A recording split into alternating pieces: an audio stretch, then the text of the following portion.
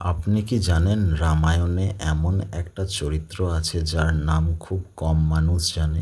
একজন কুমারী রাজকন্যা যে পিতার আদেশে হাসি মুখে মৃত্যুকে বরণ করে নিয়েছিল, আর তার সেই মৃত্যুই বদলে দিয়েছিল এক রাজ্যের ভবিষ্যৎ। এই কুমারীর নাম ছিল চন্দ্রভাগা। আজকের গল্প সেই চন্দ্রভাগার, যার আত্মবলিদান আমাদের শেখায় কর্তব্য আর বিশ্বাসের কতটা গভীরতা থাকতে পারে। কথা সেই সময়ের, যখন অযোধ্যা রাজ্যের মহারাজা দশরথ এক বিরাট যজ্ঞের আয়োজন করেছিলেন, অশ্বমেধ যজ্ঞ। এই যজ্ঞে একটি ঘোড়া ছেড়ে দেওয়া হয়। যে রাজ্য সেই ঘোড়াকে আটকাবে না, বুঝতে হবে তারা অযোধ্যার অধীনতা মেনে নিয়েছে। ঘোড়াটি অনেক রাজ্যে ঘুরে অবশেষে পৌঁছায় রাজা রম্পাদের রাজ্যে, এবং এখানে আসে আমাদের গল্পের মোড়।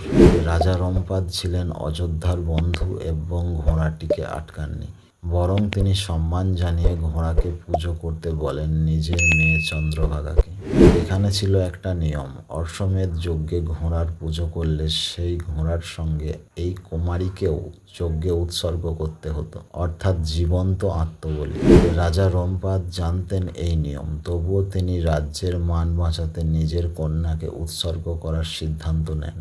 আর চন্দ্রভাগা, তিনি একটুও ভয় পাননি। তিনি হাসি মুখে পিতার সম্মান আর ধর্ম রক্ষার্থে নিজেকে উৎসর্গ করলেন আগুনে। এ ছিল শুধু আত্মহত্যা নয়, এ ছিল ধর্মের জন্য আত্মবলি। চন্দ্রভাগার এই আত্মবলি শুধু এক কন্যার মৃত্যু ছিল না, এ ছিল এক যুগান্তকারী ঘটনা। এই ঘটনা দেখে রাজার চোখে জল আসে এবং তিনি শপথ গ্রহণ করেন, এরপর আর কোনো পিতাকে যেন এমন সিদ্ধান্ত নিতে না হয়। চন্দ্রভাগার আত্মবলিদানের পর রামচন্দ্র নিজে এই প্রথা রদ করেন। রামের শাসনকালে এই রকম বলি প্রথা নিষিদ্ধ করা হয়। চন্দ্রভাগার আত্মবলি রক্ষা করে বহু কুমারীর জীবন আর পরিবর্তন করে এক সমাজের চিন্তাভাবনা। চন্দ্রভাগার গল্পেও আমাদের শেখায় কর্তব্য আর আত্মত্যাগ কেমন হওয়া উচিত। ধর্ম মানে কেবল নিয়ম নয়, মানবিকতা আর বিবেকের নাম। এক ব্যক্তির বলিদান পুরো সমাজের ভবিষ্যৎ পাল্টে দিতে পারে।